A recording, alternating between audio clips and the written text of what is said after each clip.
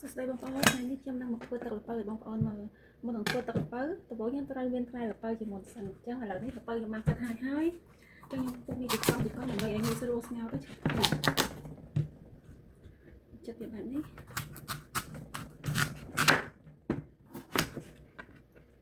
វាពុំឲ្យវាស្ងោរទៅឆាប់ផុយដែរអូស្ពៅវាសាច់ហាប់ស្វាត់មកហើយយកទៅធំទៅខ្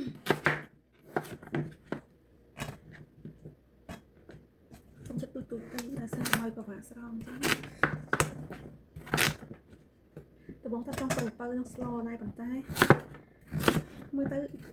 មិនទៅល្ពៅតែរៀនស្លប្រហាលដាក់ល្ពៅនេះសាច់ល្អសាច់លឿងឥឡូវល្ពៅយើងចិត្តបានអញ្ចឹងហើយយើងយកវាទៅដាក់ស្ងោរហើយយើងត្រូវមានទឹកដោះគោស្រស់ដើម្បីយើងលាយជាមួយទឹកដោះគោស្រស់ទៅវាជួយបើកម្លាំងបានច្រើនសម្រាប់អ្នកដែលពិបាកហូបទឹកដោះគោស្រស់អីអាចធ្វើបង្អែមហើយយើងលាយទឹកដោះគោទៅពេលដែលយើងញ៉ាំទឹកផ្លែឈើដូចជាមួយញ៉ាំទឹកផ្លែឈើទៅយើងដាក់លាយទឹកដោះគោស្រស់ទៅវាជួយបើកម្លាំងយើងខ្ញុំហូបទឹកដោះគោស្រស់សុខភាពទេបងប្អូនដូចមិនហ៎លាយកតដល់បើលាយអត់អីទេដល់ពេលយើងហូបចូលគ្នាវាបានឆ្ងាញ់ហើយវាបានទឹកសុខភាពទៀតមានកម្លាំងនៅក្នុងហ្នឹងតែម្ដងឥឡូវចាំតាមដានមើលទាំងអស់គ្នាបងប្អូនដំបូងយើងត្រូវដាក់ស្ងោរទឹកមកល្មមមួយឆ្អឹងហើយបើសិនណាបងប្អូនទឹកខ្ញុំដាក់មកល្មមណាបងប្អូនស្ងោរបើយកមកចាស់ហៀនអញ្ចឹងពេលតែទឹកពុះបានខ្ញុំដាក់បើចូលបងប្អូនឥឡូវនេះទឹកខ្ញុំបានពុះហើយខ្ញុំដាក់បើចូល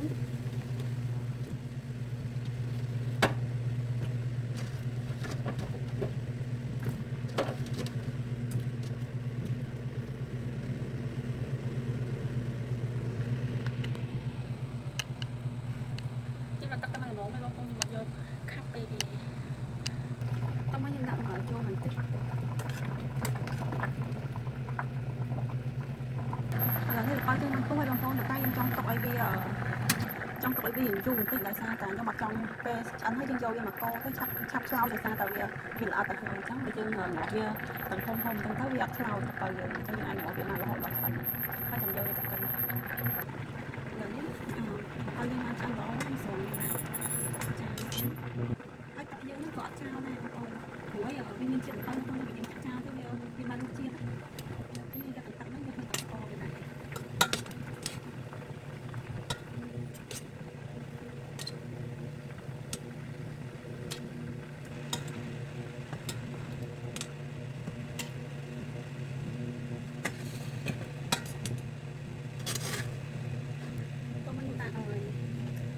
ចូលទឹកដោះគោខ្ញុំដាក់យ៉ាងលូបន្តិចដោយសារតែខ្ញុំចូលទឹកដោះគោណាមកខ្ញុំហូបទឹកដោះគោទៅពេលអត់កើតទេបានតែមានជាមួយទឹកផ្លែឈើត្រឡប់អីចឹងវាទៅមានថាប្រព័ន្ធក្នុងជាមួយទឹកដោះគោបានអញ្ចឹងពេលយើងហូបទឹកដោះគោយើងហូបតែទឹកហ្នឹងក៏បានដែរបងប្អូនទៅទៅហ្នឹងទៅមកដាក់ស្ករមកមុនដាក់3ស្គាសិន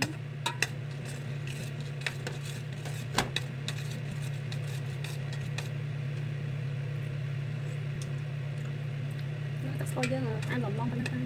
ខ្ញុំយកផ្លែពេកបងប្អូនឥឡូវខ្ញុំមកផលិតបានសិនទៅអត់ទៅបងខ្ញុំបន្ថែមជាមួយនឹងខ្ទិះដូងបន្តិចណាអូឥឡូវនេះខ្ញុំដាក់ស្ពៅចូលដើម្បីកិនវា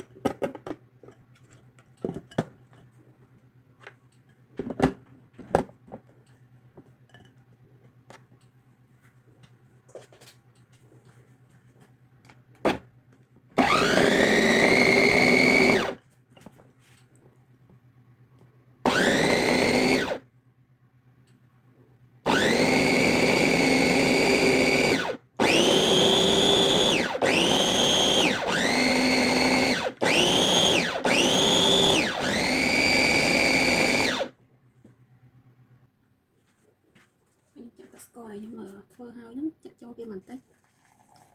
ដើម្បីវាសប់គ្នាល្អ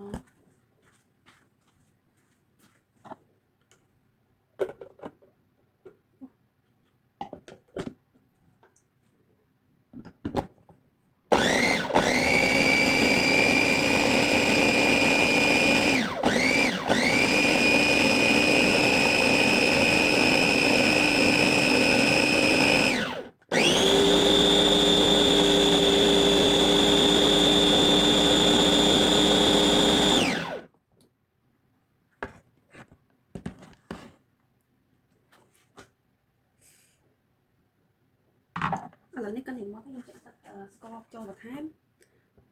មិនក៏ឡុកឲ្យវាចូលជាតិតែខ្ញុំចុចវាមកម៉េច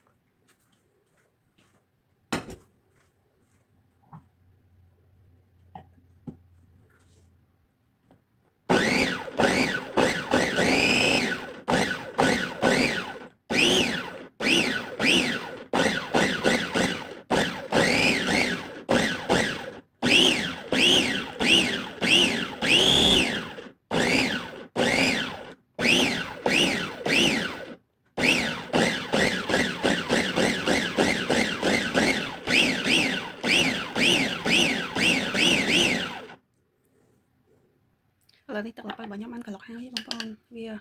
ឡុកទៅវា3ពុះទៀតតែយើងកន្លុករៀងខ្លាំងដែរអញ្ចឹងហើយវារៀងខាប់ហើយផ្អែមឡំឡំទេខ្ញុំអត់យកផ្អែមពេកទេគឺថាខ្ញុំអត់ចូលចិត្តផ្អែមអញ្ចឹងឥឡូវនេះល្ពៅខ្ញុំបានរៀបចំហើយខ្ញុំយកមកចាក់ចូលក្នុងកដងទឹករបស់ខ្ញុំ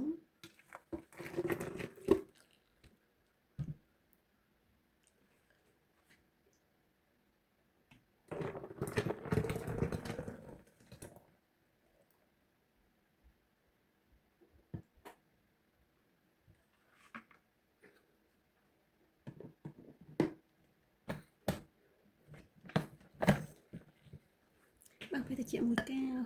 កន្លះកែវទេបងប្អូនអរគុណបងប្អូនដែលបានចូលមកមើល